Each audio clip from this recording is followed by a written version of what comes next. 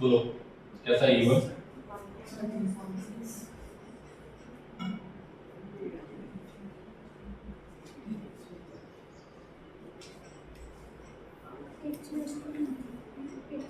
कितना था? 13.6 minus 3.4 1.5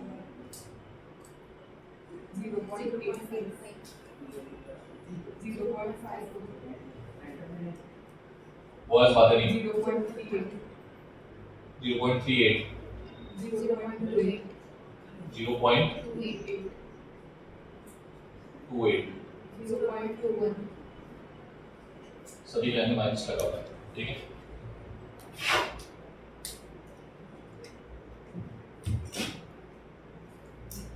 क्या बोलो?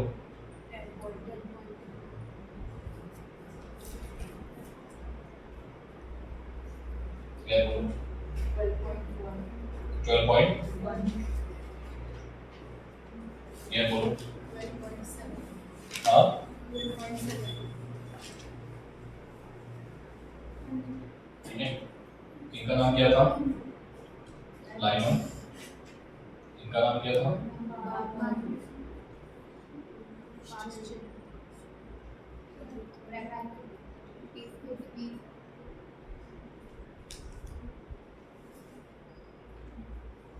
एम्फेरी, ठीक है।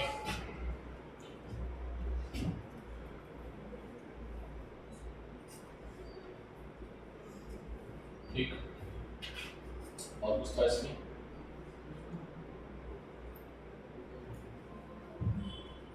एक्साइटेशन का केस, ठीक है। और कुछ तो था नहीं इसमें? हाँ बेटा ये चीज़ थी, और आपको आई होप समझ में भी आया होगा जब सर मैंने एक्सप्लेन किया था, काफ़ी क्लियर था, ठीक है। तो आज हमको फॉर्मूले क्या क्या क्या मैंने बताया था इसमें, फॉर्मूले बता दो सारे एक साथ। पहले रेडियस का फॉर्मूला था जो आपको याद रखना था, 0.529 into n² z। English form में आएगा। दूसरा फॉर्मूला बोलो, 2.2 मीटर पर सेकेंड। तीसरा क्या था? एनर्जी का था, E is equals to minus का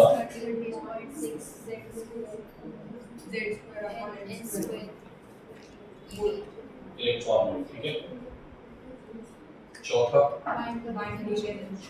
बाइंडिंग एनर्जी का, ठीक है छोड़ो उसको। बाइंडिंग एनर्जी जो है वो आपकी एनर्जी होती है माइनस की, बस, ठीक है। और पांचवा फॉर्मूला, हाँ तो ये प्लस की आएगी, सॉरी ये प्लस नहीं आ जाएगा, तो माइनस प्लस नहीं आएगा, ये आएगा पॉजिटिव। हाँ तो वहां से सबसे पीछे, हाँ सबसे पीछे। Next excitation potential.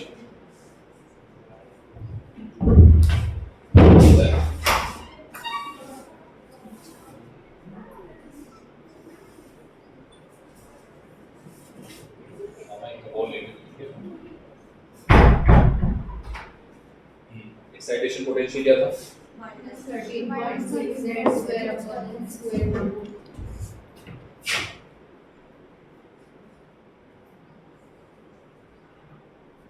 क्या था?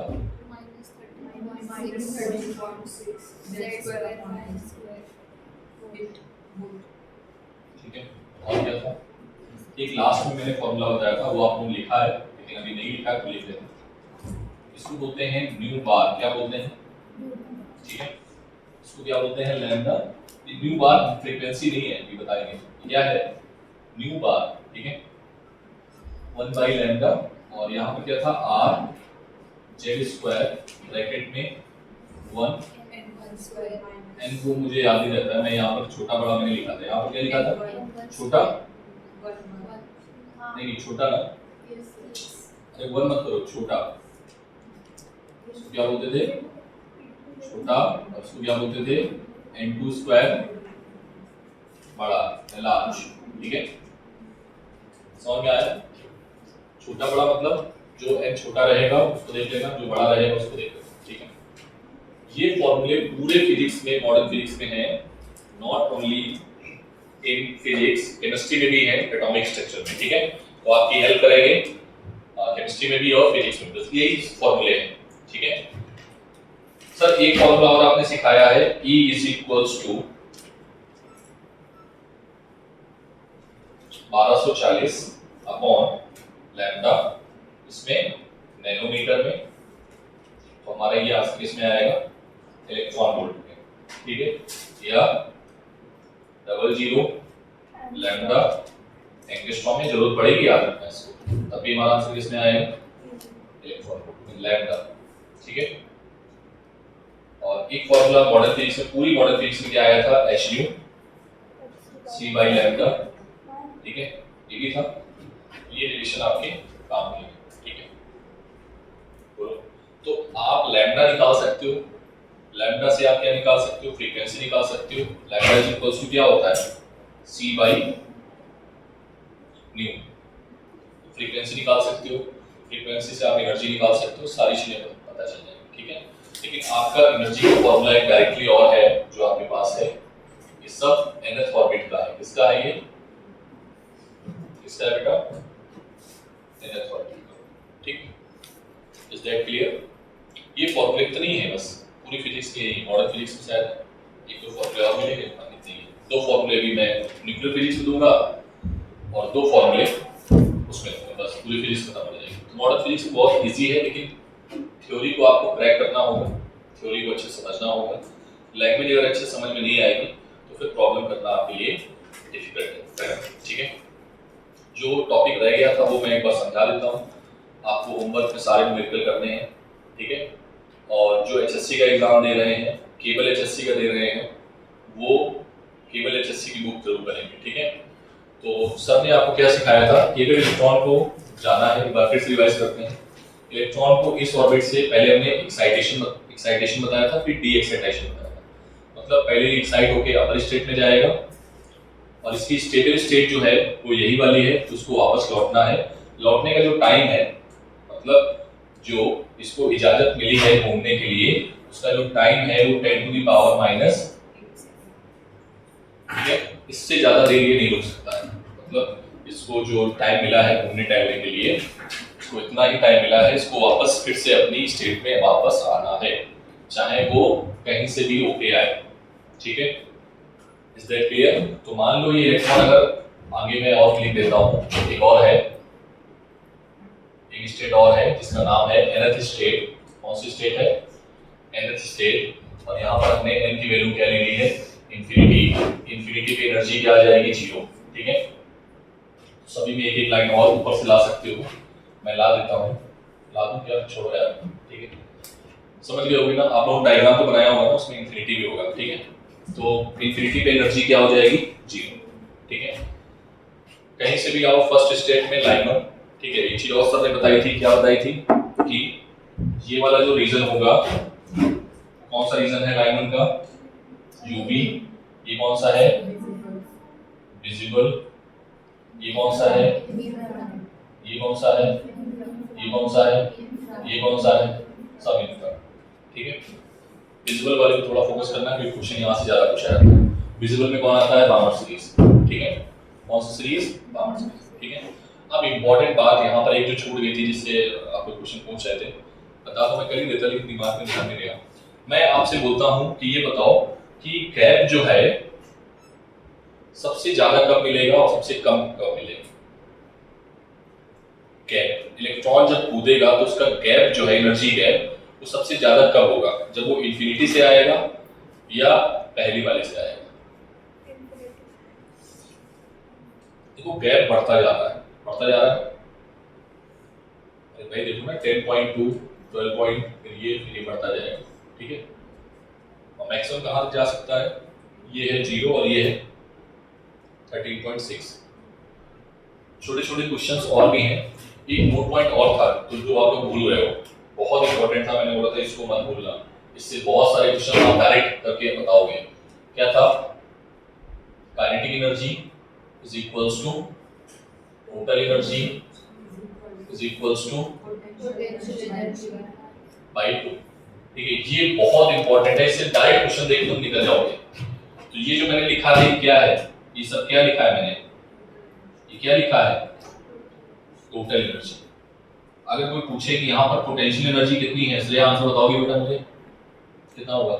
Potential 6.8. हाँ, समझ में आया कि नहीं आया? ठीक है, उसको डायरेक्ट कैलकुलेट करेंगे क्या करोगे? वो पोटेंशियल एनर्जी वो कैलकुलेटेड है क्या? नहीं, यहाँ से काइनेटिक टोटल एनर्जी कितनी है 30, तो 2 से मल्टीप्लाई करो। ठीक है, समझ में आया? अब देखो, एक बार क्वेश्चन पूछा गया है, नीट जेईई में घुमा के पूछा है, उस क्वेश्चन पे थोड़ा ध्यान देना, क्योंकि नीट भी ऐसे घुमा सकता है। क्वेश्चन में कुछ लॉजिक नहीं है, कोई भी लॉजिक नहीं है। उन्होंने बोला कि जो ग्राउंड स्टेट है, ग्राउंड स्टेट की पोटेंशियल एनर्जी हमने क्या मान ली है, 0। क्या मान ली? 0. तो बताओ फर्स्ट स्टेट की एनर्जी कितनी होगी? 0 ही कब हो सकती है? पोटेंशियल एनर्जी 0 कब हो सकती है? जब इसमें प्लस का 27.2 हम जोड़ दें, तभी तो 0 होगी। तो इसमें प्लस 27 पॉइंट सभी में जोड़ते जाओ, 27.2 सभी में जोड़ दो, तो वो इसके रेफरेंस में आंसर मिल जाएगा। Is that clear? कभी भी ऐसा क्वेश्चन आया करोगे, प्रॉब्ली जेईई में ऐसे क्वेश्चंस हैं जो आप एक्सरसाइज 2 सॉल्व करोगे उसमें आएंगे। ठीक है, तो फिर आप डाउट पूछोगे सर ऐसे ऐसे क्यों हो रहा है, तो वो डिफरेंस, क्योंकि पोटेंशियल एनर्जी डिफरेंस पे डिपेंड करती है। किस पर डिपेंड करती है? जैसे आप सेकंड फ्लोर पे खड़े हो, सेकंड फ्लोर का जो बंदा होगा वो एनर्जी बोलेगा mgh, सॉरी 0, क्योंकि वो साथ में खड़ा है। Energy is also a relative property, you know, energy is depends on displacement. ठीक है, तो वर्क डन इज डिस्प्लेसमेंट पे डिपेंड करता है। डिस्प्लेसमेंट एक टाइम हो गया, हाँ, डिस्प्लेसमेंट जो है वो डिपेंड करता है किसपे? फ्रेम पे। तो फ्रेम जो है वो इंपॉर्टेंट बात है। अगर आपके साथ कोई बंदा वहां खड़ा है तो बोलेगा आपकी एनर्जी 0 है, क्योंकि हमारी भी आपके बराबर ही है। तो डिफरेंस हमेशा बताता है। पोटेंशियल एनर्जी में क्या बताता है? डिफरेंस। लेकिन जो नीचे खड़ा है वो बोलेगा कि आपकी एनर्जी mgh है, प्लस mgh। ठीक है, लेकिन जो सेकंड फ्लोर पे बंदा खड़ा है, h हाइट है, जो सेकंड फ्लोर पे खड़ा है बंदा वो बोलेगा माइनस mgh, मतलब मेरी ज्यादा है और आपकी। ठीक है, तो रेफरेंस पे डिपेंड करता है, तो इसलिए रेफरेंस जरूर याद रखना। तो उसने क्या बोल दिया था क्वेश्चन में एक बार कि भाई यहाँ का पोटेंशियल एनर्जी हमने 0 बोला है, लेकिन एक्चुअल में 0 नहीं होता है। ठीक है, तो अगर इसको 0 बोला है तो फिर 0 बनाने के लिए तुम क्या करोगे? अगर इसको 0 बनाना है तो 0 बनाने के लिए क्या करोगे? 27 पॉइंट जोड़ते जाओ सब में। तो इसका फर्स्ट एक्साइटेड स्टेट का उसने पूछा था what is the energy of first excited state. तो फर्स्ट एक्साइटेड स्टेट कौन है? Energy equals to 2। तो इसकी एनर्जी आप जोड़ोगे कितना आएगा सर? -3.4 प्लस 27, तो 3 घटा दो 24 नहीं 23.8 आएगा। ठीक है,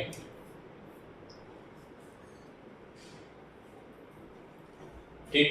अब मैं जो बात करना जा रहा हूं, मैं बात कर रहा हूं लॉन्गेस्ट वेवलेंथ और शॉर्टेस्ट वेवलेंथ। किस पे? लॉन्गेस्ट वेवलेंथ और शॉर्टेस्ट वेवलेंथ। मुझे वेवलेंथ याद नहीं रहती, ठीक है, मुझे फ्रीक्वेंसी याद रहती है। क्या याद रहती है? जैसे उसमें याद करो, मैंने बोला था इसमें EM वेव में, EM वेव में मुझे फ्रीक्वेंसी याद रहता है। फ्रीक्वेंसी किसकी ज्यादा होती है मुझे याद रहता है, तो मुझे यहाँ पर फ्रीक्वेंसी से मतलब है। ठीक है, तो बेटा अगर हम यहाँ से इंफिनिटी से आ रहे होंगे, कहाँ से आ रहे होंगे? इंफिनिटी से अगर ग्राउंड स्टेट में आएंगे तो एनर्जी ज्यादा होगी, क्योंकि गैप कितना है? 13.6 का। लेकिन जैसे जैसे कम होंगे तो गैप कम होता जाएगा। ठीक है, तो अगर हम लाइनर सीरीज के लिए मैं फॉर्मूला बात करता हूँ, ये फॉर्मूला बहुत काम की चीज है। हाँ, यहाँ पर बेटा ये म्यू बार क्या है? Wave number. क्या है ये? क्या है बेटा ये? वेव नंबर यही है, 1 2 3 4 5 ये नंबर है। अगर आप वेव नंबर कैलकुलेट करने को बोला जाए तो सर ने फॉर्मूला बताया था, जनरल फॉर्मूला। क्या था? General formula of wave number और लाइंस इन सीरीज। क्या था formula? n1 minus n2 into n1 minus n2 plus 1 divided by 2। याद रखोगे? यही था, ठीक है। ये आप लोग को सब जगह काम आएगा। ठीक है, वो वाला याद मत रखना। ठीक है, ये फॉर्मूला कैसे आया, ये मैथ्स लगाने के बाद फॉर्मूला आया, परम्यूटेशन कॉम्बिनेशन लगाने के बाद में, तो उस पर पढ़ना नहीं है तो ये आप लोग नीट वाले हो या ठीक है एक्सपर्ट, ठीक है।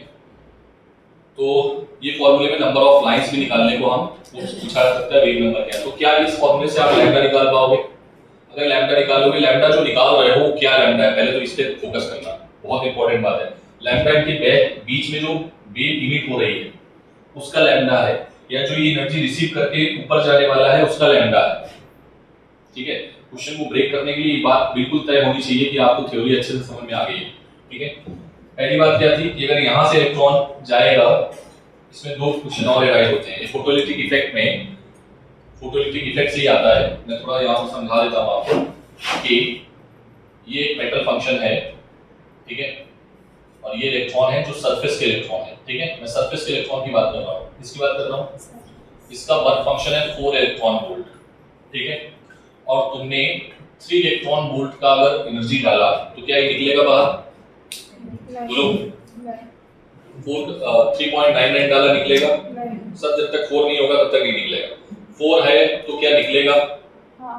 तो ऑप्शन में 4 अगर ऑप्शन गिवन है आपके पास कि निकलेगा ही या निकल सकता है, मतलब मे और मे नॉट भी, ठीक है, या निकलेगा ही या नहीं निकलेगा या इनमें से कोई नहीं, तो याद रखना कि हम मे नॉट वाले में भी चूज करेंगे। इसमें चूज करेंगे, आंसर हमारा क्वेश्चन क्या होगा? क्वेश्चन ये है कि 4 इलेक्ट्रॉन वोल्ट का वर्क फंक्शन है, 4 इलेक्ट्रॉन वोल्ट का अगर हम फोटोन डालते हैं तो क्या निकलेगा? तो दैट इज प्रोबेबिलिटी ऑफ निकलने की प्रोबेबिलिटी ज्यादा है, जरूरी नहीं कि निकलेगा। सब क्यों नहीं निकलेगा? 4 का भी डालो तब क्यों नहीं निकलेगा? तो डिपेंड करता है इंटरेक्शन पे, इस पे डिपेंड करेगा, ठीक है, कि उसका इंटरेक्शन हुआ भी है। जैसे मान लो हम इस बच्चे को निकलने के लिए हमारे ऑर्डर की आवश्यकता है कि बेटा तुम बाहर जाओ, जाना चाह रही है लेकिन मेरे ऑर्डर की आवश्यकता है, लेकिन मैंने बहुत धीरे बोला, ठीक है, मैंने बहुत धीरे बोला, उसने सुन नहीं पाया, मतलब इंटरेक्शन ही नहीं हो पाया, समझ रहे हो? तो इलेक्ट्रॉन और फोटोन का इंटरेक्शन अगर नहीं हो पाया है तो फोटोन के पास एनर्जी होते हुए भी इलेक्ट्रॉन नहीं निकलेगा, यस और नो? तो क्वेश्चन के लैंग्वेज को जरूर समझ लेना, क्योंकि मॉडर्न फिजिक्स में ना क्वेश्चन बहुत इजी होता है, बहुत बहुत बहुत ज्यादा इजी होता है, बट लैंग्वेज इतनी ट्विस्टिंग होती है कि उसी का लैंग्वेज को ही क्वेश्चन को टफ बना देता है, स्पेशली मॉडर्न फिजिक्स 4 चैप्टर, ठीक है। तो इसलिए बार बार थ्योरी को रिवाइज करो, बार बार पॉइंट्स को रिवाइज करो, ठीक है। इसमें 2 पॉइंट आपको खुद से अपनी लैंग्वेज में लिखने हैं कि इसमें 10.2 इलेक्ट्रॉन वोल्ट का अगर फोटोन आएगा तभी ये इलेक्ट्रॉन एक्साइट होगा, अदरवाइज एक्साइट नहीं होगा। तो वही केस है कि एक्साइट होने की प्रोबेबिलिटी क्या है? ज्यादा है, होने की प्रोबेबिलिटी ज्यादा है, बट हम ये नहीं बोलेंगे हो ही जाएगा, ठीक है, होने की प्रोबेबिलिटी ज्यादा। अगर हो गया तो ये कितनी एनर्जी लेगा? 10.2। 10.2 से कम है तो होएगा ही, 10.2 से ज्यादा तब भी नहीं होगा। 10.2 है तो होने की प्रोबेबिलिटी है, मतलब जाने की प्रोबेबिलिटी है, जाएगा नहीं जाएगा वो उस पर डिपेंड करेगा। मतलब यहाँ पर ये मान लो कि उसकी पत्नी ने परमिशन दे दी कि जाओ भाई, हमारे पास इतनी एनर्जी है, लेकिन वगैरह नहीं, आज थके में आज नहीं, एंजॉय नहीं करेंगे, परमिशन भी है, सब कुछ है, लेकिन उसका इंटरेक्शन नहीं है, मन नहीं है उसका जाने का, ठीक है। इंटरेक्शन होगा तो ही जाएगा, ठीक है, समझ में आ रही बात? क्लियर है, ठीक है।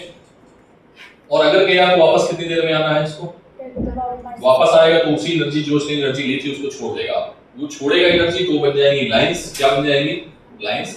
और वो लाइंस पॉसिबल कितनी हो सकती हैं उसका एक फॉर्मूला है, ठीक है। और जितनी लाइंस बनेगी उतने लैम्डा निकलेंगे, याद रखना। ये इलेक्ट्रॉन यहां से यहां जा सकता है, ठीक है, अगर उसको कितनी एनर्जी मिली इन दोनों के बीच के गैप में, तो इलेक्ट्रॉन यहां से यहां चला जाएगा, ठीक है। तो यार 2 नोट पॉइंट अपनी लैंग्वेज में लिखना, जो भी तुम समझते हो, ठीक है, कि इलेक्ट्रॉन कब जाएगा और कब नहीं जाएगा ये लिखना। और जब जाएगा ये होता है एक्साइटेशन, ठीक है। आफ्टर डी एक्साइटेशन क्या होगा?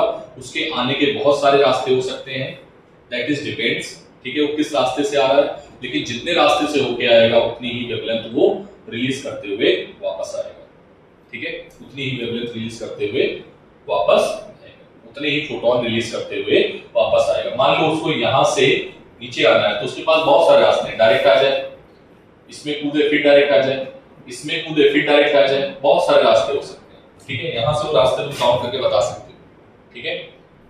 तो N1 क्या है, यहाँ पर N1 बड़ा है, ठीक है, लार्ज वाली स्टेट। N2 क्या है, छोटा है। तो मान लो N1 क्या है 7, ये एक्साइटेशन है, ठीक है। N1 क्या है छोटा, सॉरी बड़ा, ठीक है। N1 क्या है यहाँ पे, यहाँ पर लिखते हैं हम लार्ज, ये तो तुम लोग पता लगा, सब गड़बड़ कर दो, स्मॉल, ठीक है, लार्ज, स्मॉल, ठीक है। नंबर क्लियर है बात, नंबर डालो, नंबर लाइंस में जाएंगे, ठीक है।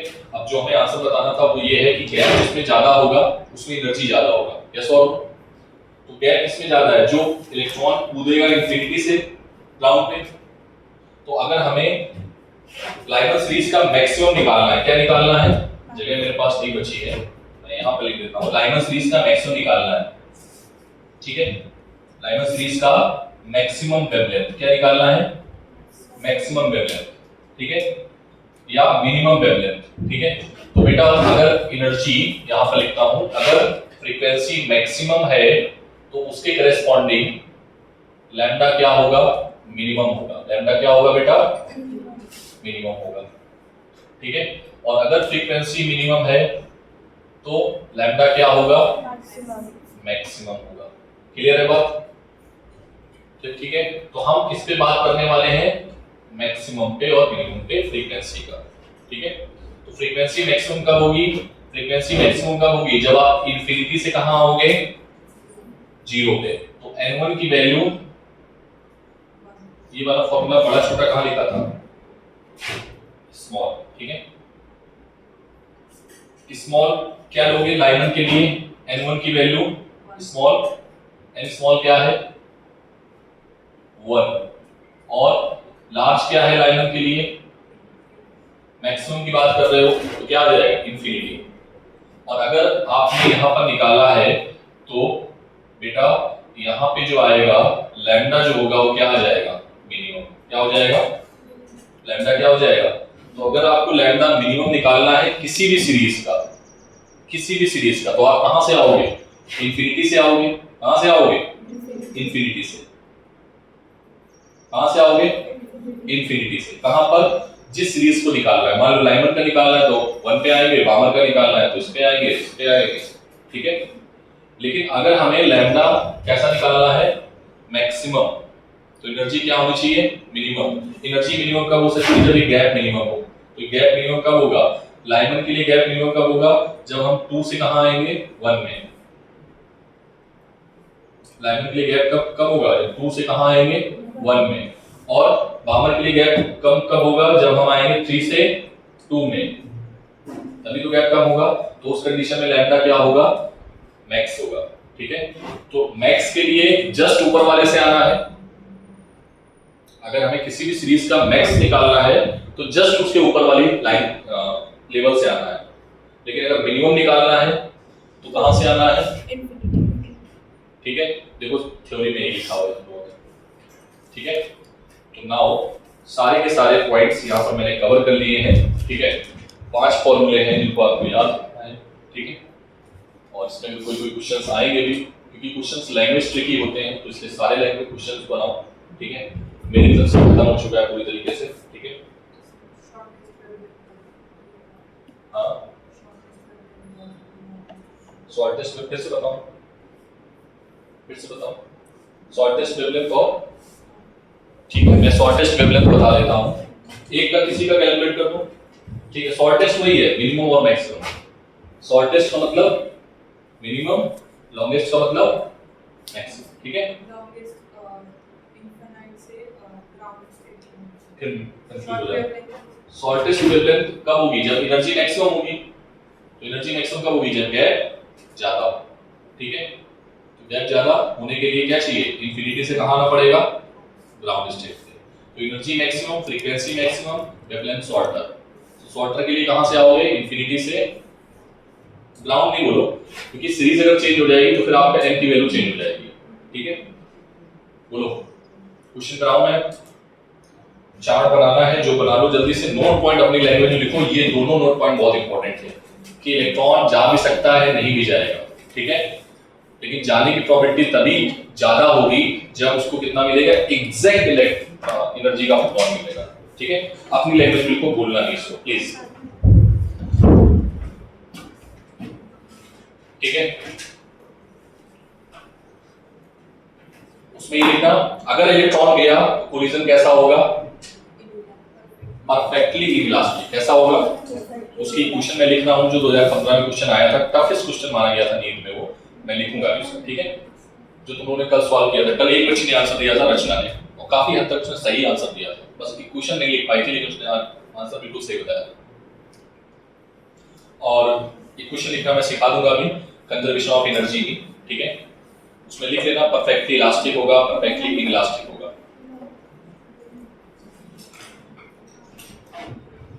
अपनी लैंग्वेज में लिखो, अपनी लैंग्वेज में, अपनी लैंग्वेज मतलब हिंदी, इंग्लिश, मराठी, कुछ भी हो सकता है, ठीक है।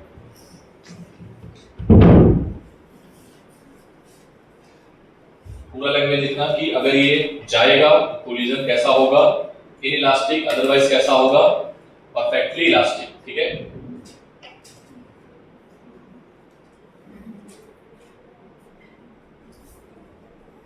मैं बोल दूं हिंदी में, लिखो।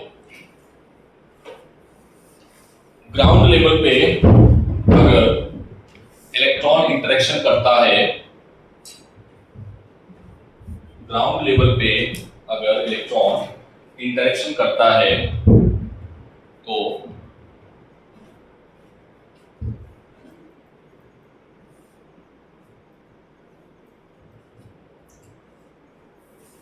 इलेक्ट्रॉन का एक्साइटेशन इंटरेक्शन पे डिपेंड करेगा, ठीक है। पहला पॉइंट किस पे डिपेंड करेगा, इंटरेक्शन पे डिपेंड करेगा। इलेक्ट्रॉन का एक्साइटेशन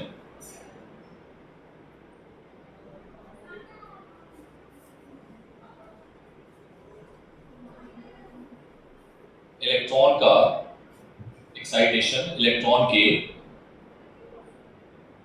और फोटोन के इंटरेक्शन पे डिपेंड करेगा, ठीक है।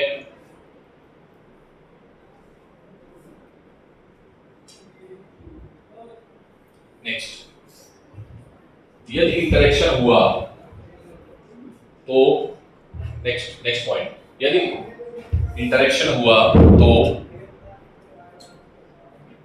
दो पॉसिबिलिटीज हैं। कौन कौन सी, यदि इंटरेक्शन हुआ तो दो पॉसिबिलिटीज हैं। First one is elastic collision की, और दूसरी है inelastic collision. There are two possibilities for interaction. One is elastic collision and second one is inelastic collision. ठीक है। next point.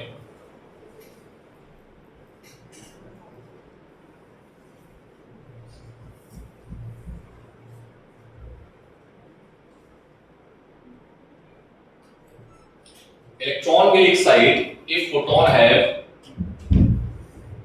electron will excite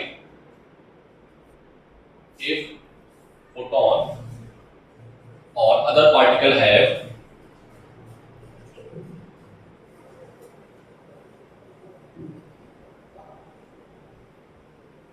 electron will excite if photon or other particle have exactly same amount of energy between two energy states, exactly same amount of energy between two energy states.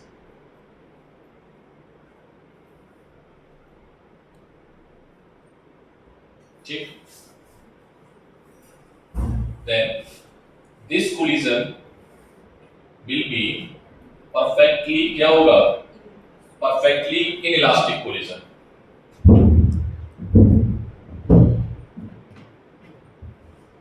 ठीक है। Next, if energy of interaction, if energy of interaction less than or greater than less than or greater than, if energy of interaction less than or greater than, comma, energy difference between two states, energy difference between two states, comma, electron will not excite.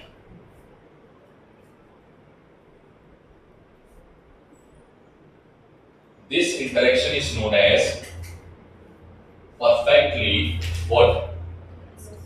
Perfectly elastic collision.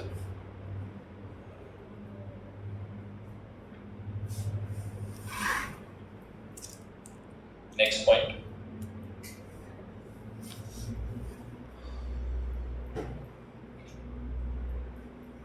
After de-excitation, electron will come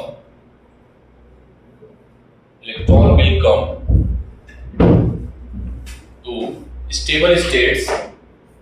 Electron will come to stable states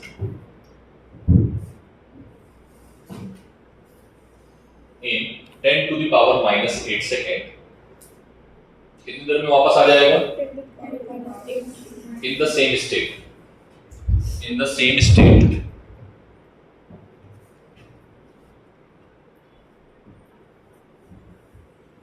During de-excitation, next point. During de-excitation, it releases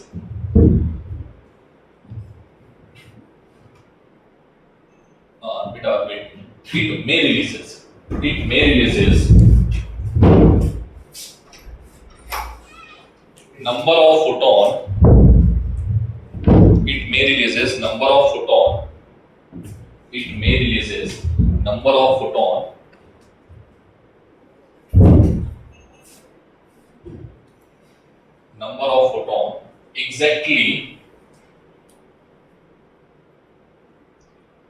exactly same energy difference, exactly same energy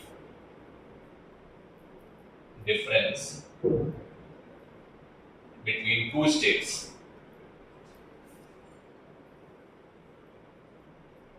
ठीक है, बाकी फॉर्मूले आपने लिख लिए हैं सारे. Number कैसे निकालोगे? नंबर ऑफ फील्ड का एक फॉर्मूला लिखा है, नहीं लिखा? लिख लो.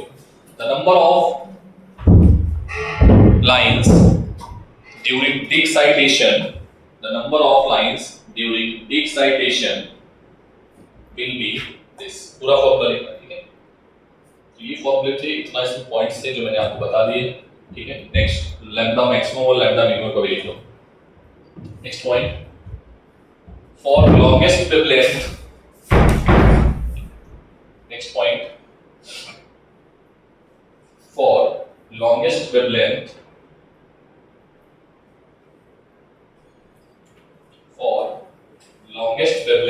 slash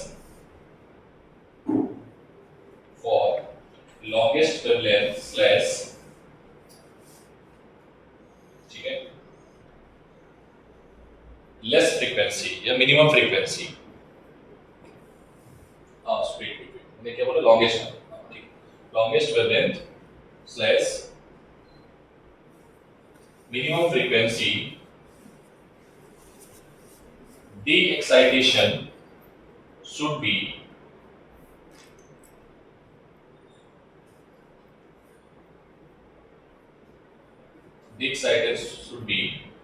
just above this state of lines. ठीक है, just above this state of lines. ठीक है, just above मतलब लाइंस मैंने बोला है, मैंने किसी का नाम नहीं लिया है, तो जस्ट अबव का नाम जैसे लाइमन है तो लाइमन के लिए जस्ट अबव कौन है? 2. बामन है तो जस्ट अबव कौन है? 3. ठीक है, क्लियर है? पॉइंट्स को समझते चला. नेक्स्ट पॉइंट, दूसरा पॉइंट लिख पाओगे अपनी लैंग्वेज में, अंग्रेजी में? ठीक है, तो दूसरा पॉइंट लिख लो, मैं लिखाई देता हूं. चलो लिखो. फॉर क्या है? फॉर स्मॉलेस्ट वेवलेंथ और मैक्सिमम फ्रीक्वेंसी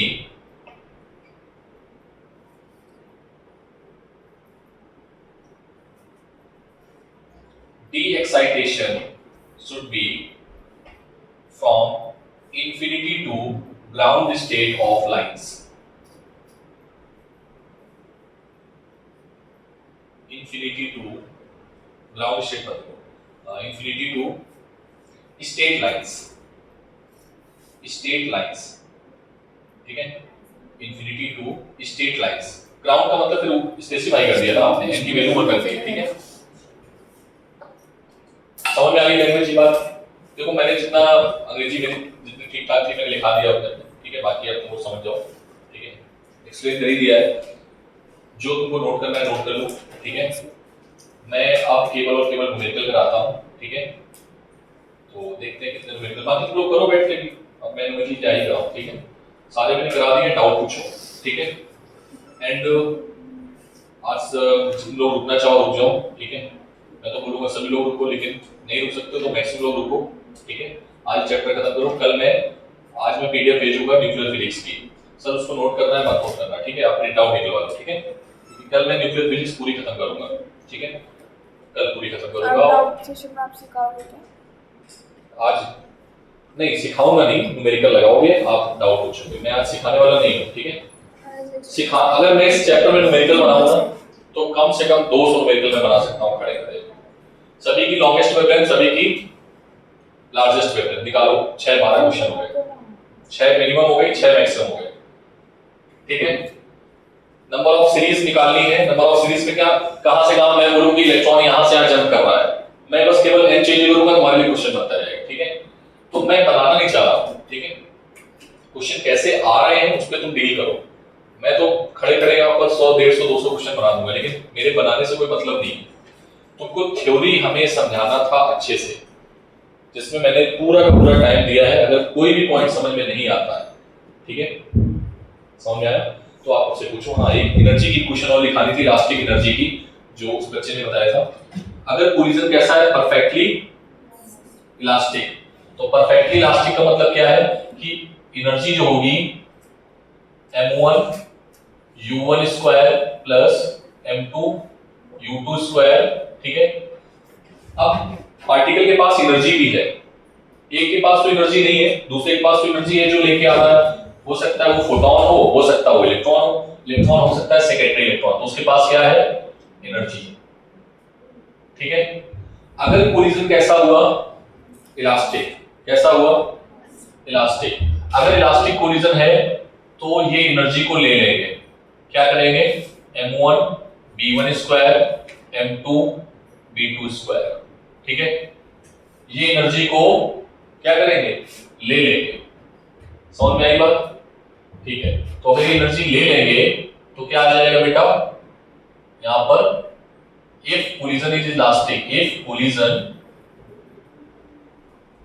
is elastic, ठीक है। तो जो एनर्जी आई है, एनर्जी यहां पर मत लिखो, एनर्जी ऐसे लिख नहीं सकते हैं, ठीक है, एनर्जी में पूरा लिख दिया है हमारे, ठीक है। तो एनर्जी इन्होंने क्या की, अगर कोलिजन इलास्टिक हुआ, कैसा कोलिजन हुआ, इलास्टिक कोलिजन में क्या करेगा, पूरा का पूरा एनर्जी ले लेगा, तो मतलब एनर्जी ले लेगा, क्या करेगा, एनर्जी ले लेगा, तो प्लस एनर्जी। अब एनर्जी कुछ भी हो सकती है, h बोल सकते हैं, कुछ भी बोल सकते हैं, ठीक है, बोलो। और अगर ये कोलिजन कैसा हुआ, इफ कोलिजन इज इनइलास्टिक, कैसा हुआ, तो यहां पर क्या आएगा, वो एनर्जी को नहीं लेंगे, जो भी एनर्जी लेके आए हैं वो माइनस हो जाएगा, यस और नो। अरे हाँ ना बोलो, लिखो दोनों क्वेश्चन, ठीक है। समझ में आ गई बात बेटा?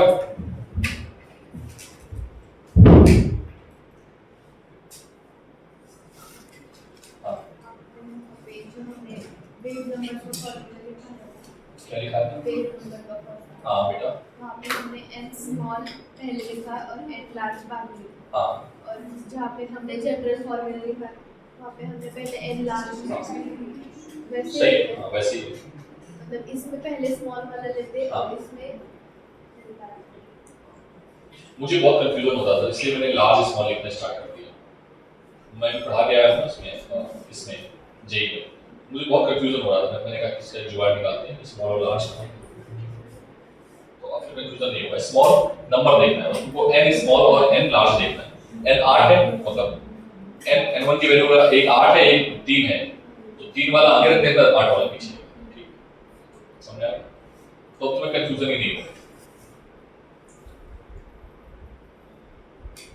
सुमित कहाँ गया? अभी सो रहा था क्या?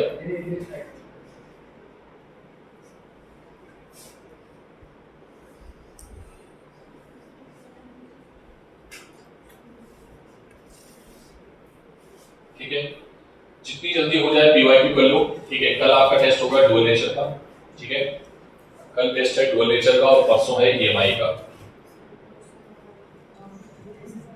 वीकली टेस्ट कौन बोला?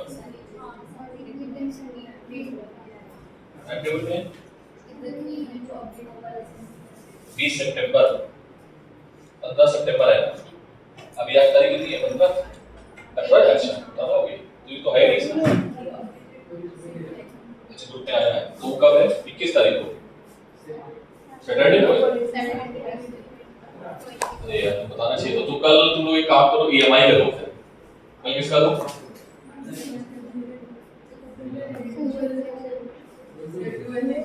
नहीं बेटा, वो नहीं, डुअल नेचर का नहीं ले सकते। ठीक है, तो एक क्वेश्चन वो मैंने बता दिया आपको किस तरीके से लॉग लेना है। जब भी लॉग आए और लॉग अगर ना हो तो लॉग ले लो। ठीक है, बाइंड अभी बहुत सारे क्वेश्चंस मिलेंगे न्यूक्लियर फिजिक्स में जहां पर हम लॉग लेंगे। ठीक है,